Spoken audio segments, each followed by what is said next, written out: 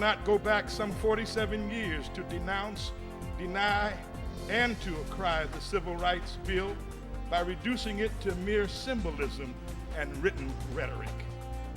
No, no, 1,000 times no, we will not go back. God, help us to continue moving forward. Help us to continue to keep our eyes on the prize of inclusion and not exclusion, the prize of broadening our net and not shrinking them, the prize of making all citizens feel a part of the process and not alienating them. Oh God, help us to keep our eyes on the prize of opportunity for all and not just a select few. Then finally, oh God, bless our president and those leaders that have their ears attuned to justice for all, jobs for all, and opportunities all, but most of all for voting rights for all. And then, when things go wrong, as they sometimes will, when the road they trudge seem all uphill, when the funds are low and the debts are high, and they want to smile, but they have to cry. When care is pressing down a bit, rest we must, but Lord, please don't let us quit. We pray this prayer in whose name is above all other names, and all the people said together, amen. And now, President Albert Walker will come. My name is Albert Walker. I am president of Harris-Stowe State University, and we're very proud that you're here today. This is a special public service, community service activity, and hopefully today you'll be informed about all of the great things that we need to do to make this world better. One of the things I want to announce to everyone, especially to the young people here and to the parents who are paying the tuition for those students that are attending Harris-Stowe State University, we've been notified that we've been approved for our accreditation for another 10 years.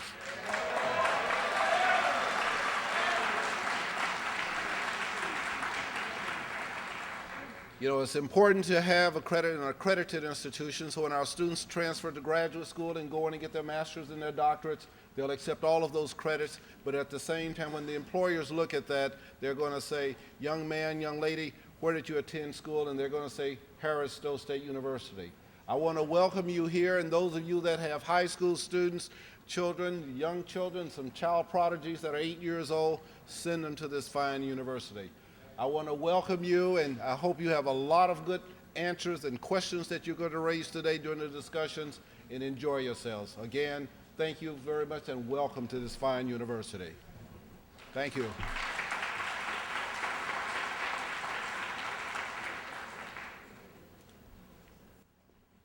Thank you, Dr. Walker. Good morning. What a, thank you. Thank you.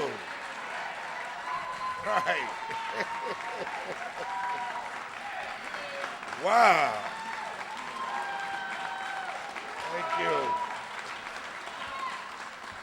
What a terrific crowd. Thank you so much. First, let me thank the leadership and dedicated staff of Harris-Stowe State University for their tremendous help and hospitality. Can we give them a round of applause? It's a great institution. Thank you. You know, today's symposium is not about any candidate or political party. It's about something far more important: protecting the Constitution. And nothing in that document is more fundamental than the right to vote. Across the country, in 38 states, that right is under assault. Up to 5 million registered voters are at risk of being disenfranchised. Right here in Missouri, our Secretary of State reports that 254,000 registered voters are at risk of being turned away from the polls because they lack a government-issued photo ID. Another 100,000 Missouri voters have expired photo IDs. And that's just a small example of what is happening across this country. The right to vote is under coordinated assault by means of discriminatory photo ID laws, barriers that prevent ex-felons from regaining their right to vote, obstacles faced by the disabled in gaining access to the ballot, deliberate attempts to impede voting by new American citizens, and the arbitrary use of inactive voter lists to disenfranchise infrequent voters. In the 111th Congress, I was very proud to co-sponsor H.R. 2894, the Voter Confidence and Increased Accessibility Act, authored by my good friend from New Jersey, Congressman Rush Holt. I plan to co-sponsor it this year too. That legislation will protect the integrity of your ballot by requiring a verifiable paper trail for every vote cast in this country. So as you can see, we have a lot of ground to cover today, and we have assembled two exceptional panels of national and local leaders who are fully engaged in the defense of voting rights. Here on stage with me are two of my great colleagues whom you will hear from in just a few minutes. They're down front now, I'm sorry. My good friend from Milwaukee, who has a St. Louis connection, Congresswoman Gwen Moore. Gwen, can you stand, please? Give her a St. Louis welcome. And a great moral force in this Congress and this country, my dear friend from Kansas City, the chairman of the Congressional Black Caucus, Congressman Emanuel Cleaver. Would you rise, please? Thank you so much. Also joining us is someone who's leading the fight against the photo ID law in the Missouri legislature, a great progressive voice, State Representative Stacy Newman. Stand up for us, Stacy. Thank you. And I can't wait to hear from all of them, and please stay with us for the outstanding second panel as well. But besides bringing together this all-star lineup, there is another reason that I convened this program. I'm here in defense of the 14th and the 15th Amendments to the U.S. Constitution. And I'm here for Medgar Evers. And I'm here for James Chaney, Andrew Goodman, and Michael Swerner. And I'm here for Dr. King. And I'm also here for a brave St. Louis civil rights attorney by the name of Homer G. Phillips, who gave his life in the streets of this city in the defense of that same Constitution. And now it is time to hear from our keynote speaker. And I'm deeply honored that after completing his historic reenactment of the march from Selma to Montgomery last week in the defense of the right to vote, he has chosen to come to St. Louis, in the heart of my congressional district, to continue that message across this country.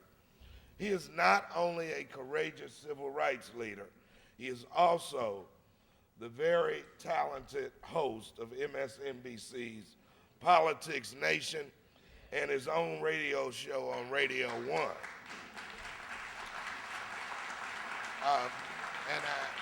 And I love that promo where he talks about the blueberry pie.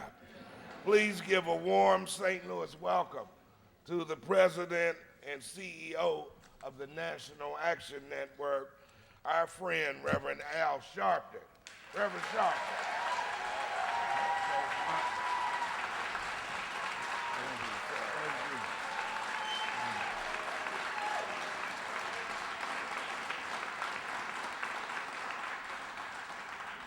Thank you very much to my friend and brother down through the years, Congressman Clay. I'm very honored and happy to be here, certainly with the chairman and courageous advocate, preacher, former mayor, and all I could think of, Reverend Dr. Emanuel Cleaver, who joins us and you'll be hearing from. And as stated, I don't know a taller giant in our community nationally, both as a woman and an African-American leader, than Congresswoman Gwen Moore of Milwaukee, and all of you that were here on the panel. I remember in 2004, when I had finished running in the primaries, I went to Milwaukee on election day. John Kerry had me traveling, and Gwen Moore was running, and I went out there, and I thought she was in trouble, Reverend Cleaver, and I landed and got to her campaign headquarters. They said she's at the hairstylist. So I said, well, what's the address? I get a touch-up, too. That's how me and Gwen go back. Let me say this. As you meet today, and as you hear this panel, at the same moment, I'm told right now there's a court proceeding going on here in St. Louis about a constitutional question of voter ID in the state of Missouri. Many of us do not respond to civil rights unless it is bloody and dramatic. If we were talking about a police shooting, we would all be up in arms, and we should be if it was a wrong shooting. If we were talking about somebody called us a name, we'd be all up in arms, and we should be. But when we talk about things like this, it is hard to energize us because we do not understand the complexities of the issue. First thing we need to understand is they purposely make it complex because they depend on the complexity to bring down the energy level of resistance. But it's really not that complex at all. This is a design to try and disenfranchise millions of voters around this country by those that never wanted to see a lot of people voting in the first place. We have gone, last week, as Congressman Clay said, we walked from Selma to Montgomery, 10 to 12 miles a day. Chairman Cleaver was there for the kickoff. As we went across the Edmund Pettus Bridge, he marched with Congressman John Lewis, who was beaten on that bridge 47 years before. And Mrs. Ethel Kennedy, the widow of Robert Kennedy and others, marched behind Chairman Cleaver, and all of us went across that bridge and we continued on. Well, in those days, they were fighting Jim Crow. Today, we are fighting James Crow, Jr., Esquire.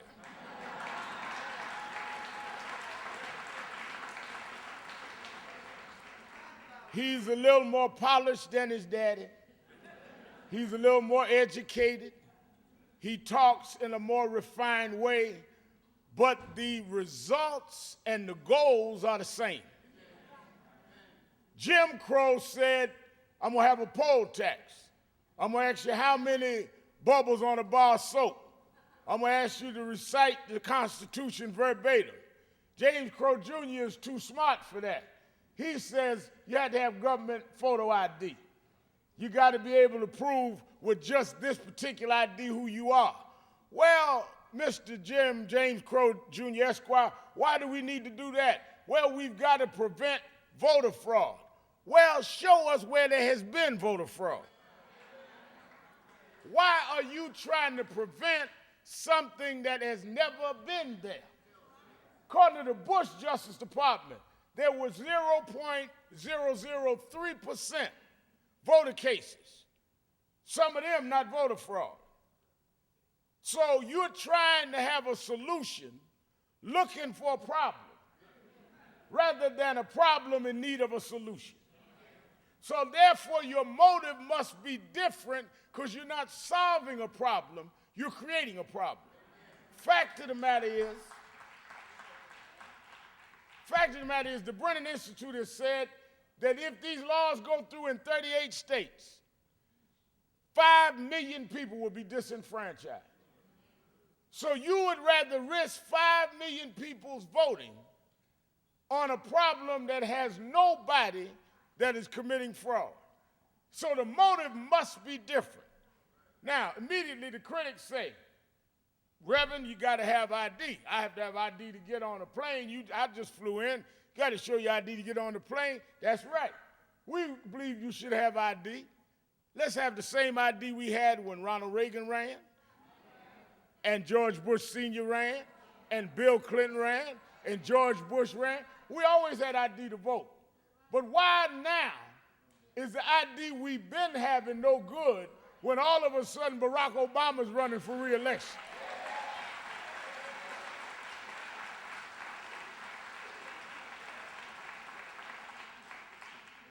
Now, Representative Newman, the Republicans are the ones fighting for this. Well, it's interesting to me, the Republicans want voter ID so bad, but they're not asking for voter ID in their primaries that's going on right now. So how do you have voter ID needs in November? You didn't ask for it in the Iowa Republican primary where you thought Romney ran, and a week later you went from Romney 1 to Santorum 1. Maybe they had fraud in the Iowa primary.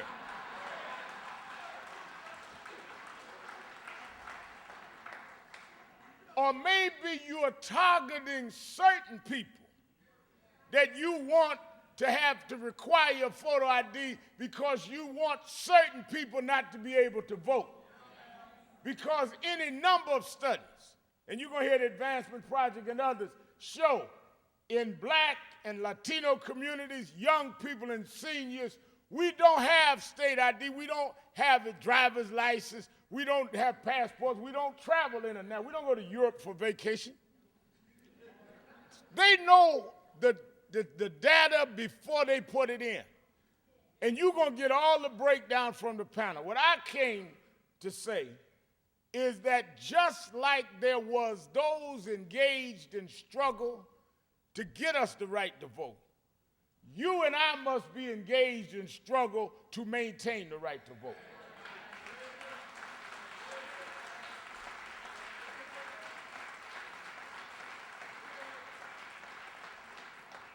The shame is that they could mobilize and get this in 38 states and we not have the kind of resistance and movement against it that we should have.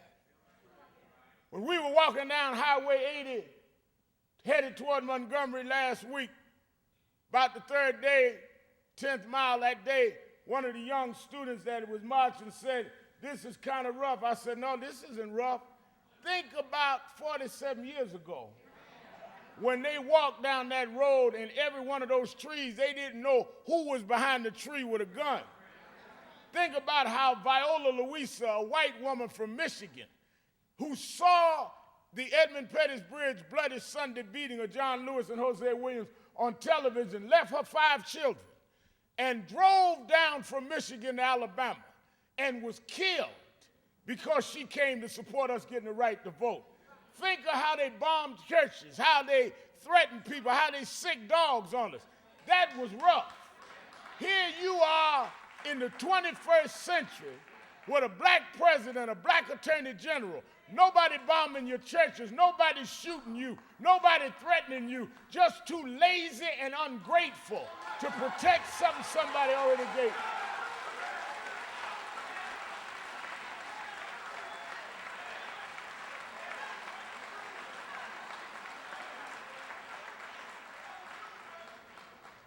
We're not asking you to get something done that wasn't there. We're asking you to protect what has been given to you. And you don't have enough time and enough consciousness to protect something that made your life better. Let me be clear. They are moving at rapid pace to undo everything that was achieved in the last half century. There's war on this October. The Supreme Court is going to hear affirmative action. If they take race out as a factor, not as the only factor, but a factor in education, it won't be long, Chairman Cleaver, it won't be a factor in employment, which means all of y'all with these diversity jobs, all of y'all that are working places that had to hire a certain amount, that'd be unconstitutional. They are after women. Can you imagine in 2012 they debating contraception? It's war on blacks, it's war on women, war on immigrants. The reason they are bold is because we're not fighting back. If we stand up and fight back like our fathers did, rabbit hunting ain't fun when the rabbit got the gun. Everybody takes shots at a rabbit because the rabbit runs. But if the rabbit turn around and fire back, you won't have too many people doing rabbit hunting no more. We got to turn this around and start targeting in Missouri those legislators that want to roll back our right to vote.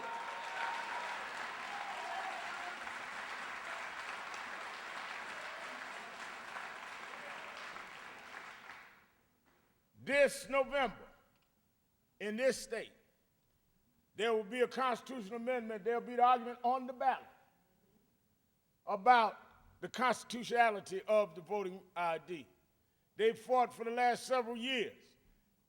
They put it on, governor wouldn't sign it, knock it off. Now they're trying a new way. You cannot just vote for president and walk out.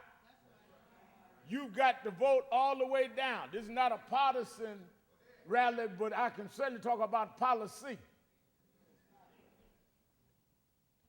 You and I have got to defeat them at every opportunity that arises that would rob us of the right to vote. I don't care who you vote for, but you must protect the right to vote. I'll say two things and I'm gone. One, can you imagine, I want you to think a minute now, Martin Luther King, Fannie Lou Hamer, all of them fought and had none of the organizing techniques and abilities we do. Martin Luther King changed this country and never knew what a fax machine was.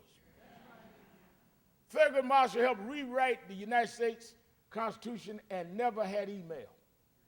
You were sitting up here this morning with email, Facebook, BlackBerry in one pocket, 2 cell phones in the other, laptop at home, Twitter, all of this.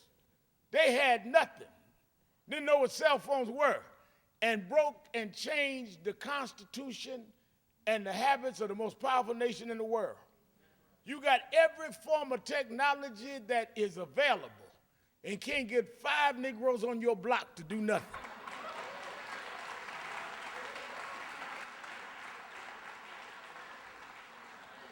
Something wrong. We got so much more to work with and such little will to do something. Who cares what your title is if you can't do nothing? Who cares what your degrees are if you can't protect the right to vote that folk that never been to school got us in the first place?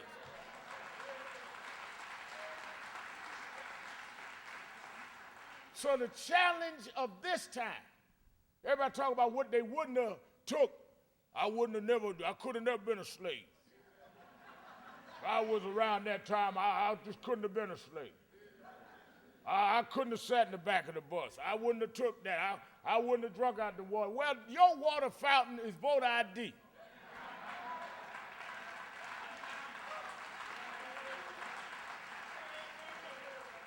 Don't tell me what you would have done back then. Show me what you will do right now.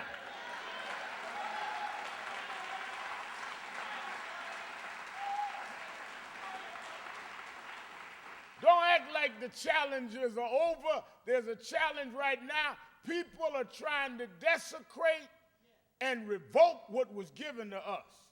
And the reason that I wanted to be here with my friend Clay is because he's right. And Cleve is right, but they can't do it without us. We keep sitting home talking about what the caucus going to do. Nothing if you don't get up and help them. We have got to be the force that is driving behind them so that the people understand that we will not tolerate them being disrespected and our being disenfranchised. That's why it is our determination to build a movement all over this country in the name of King, in the name of Hammer, in the name of Ala Louisa. We're going to protect this right to vote. So as we go into the panel, my challenge to you is don't hold anyone else accountable but you. Everybody's got to say, this is what I'm going to do. So when you leave here today, you leave here committed to whatever your ability is, you're going to use that to protect our right to vote. I get up every morning. I got up 4 o'clock this morning to fly here. I'm going to fly back, do my radio show, do my TV show, do meetings. Every day I get up, I do everything I can to fight because it is my one goal every night I go to sleep, that when I get up the next morning and both my feet hit the ground, I want the devil and all his helpers in hell, I want them all to say, damn, he's up again. Thank you.